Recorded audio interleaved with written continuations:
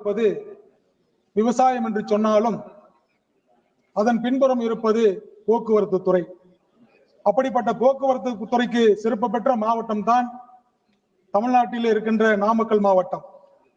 நாமக்கல், திருச்செங்கோடு, சங்ககிரி, சேலம் உள்ளிட்ட லட்சக்கணக்கான லாரிகள் உள்ளன.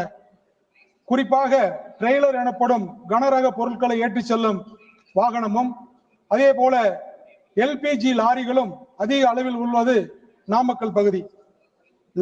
லாரி உதிரி பாகங்கள் தேவைப்படும் போதெல்லாம் பல்வேறு வெளி மாநிலங்களில் இருந்து பெறக்கூடிய ஒரு அவல நிலை. இதனால் காலதாமதமாக ஏற்படுவதுடன் விலையேற்றம் அதிக அளவில் உள்ளது.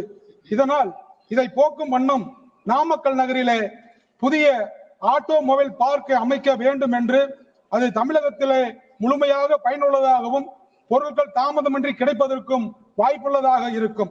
அதே போல நாமக்கல் மாவட்டம் திருச்செங்கோட்டில் தான் இன்றைக்கு உலகம் முழுவதும் இருக்கின்ற ஆழ்துளை கிணறுகளை அமைக்கின்ற அந்த லாரிகள் அங்கே இயங்கிக் கொண்டு இருக்கின்றன. அதை சிறப்பிலே கொண்டு நாமக்கல் பகுதிகளுக்கு கண்டிப்பாக புதிய ஆட்டோமொபைல் பார்க்கை உடனடியாக அமைக்க ஆவணம் செய்ய வேண்டும் என்று மத்திய தரைவழி போக்குவரத்து அமைச்சர் அவர்களை அன்போடு நான் கேட்டுக்கொள்கின்றேன். அதே வேளையிலே இன்றைக்கு 2025, 2030க்கு உண்டான எல்பிஜி பல்க் டிரான்ஸ்போர்ட் டெண்டரில் டிடிஜி கைட்லைன்ஸ் வாகன உரிமையாளர்களுக்கு மிகவும் ஒரு பாதகமான சூழ்நிலை உள்ளது. சிறு சிறு தவறுகளுக்காக 20,000 வரை அவதாரம் விதிக்கக்கூடிய அந்த சூழல் இங்கே இருக்கின்றது.